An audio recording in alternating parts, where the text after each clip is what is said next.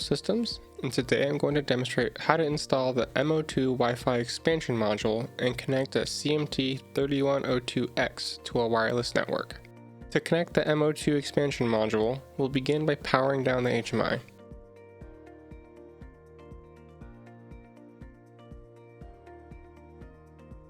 The component connects to the adapter mounting point along the upper right corner on the rear of the display.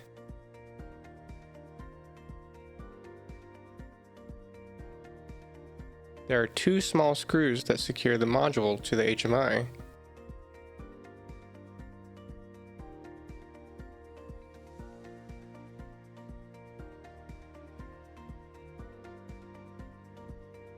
And the antenna is connected to the module using a coaxial cable screw.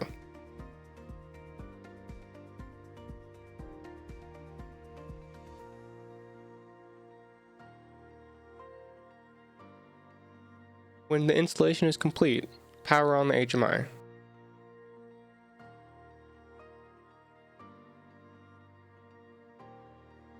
Select the orange disc in the top left corner of the display to access the HMI's setting menu. To log in, click on the lock button and enter the HMI's password. The default password is 111111.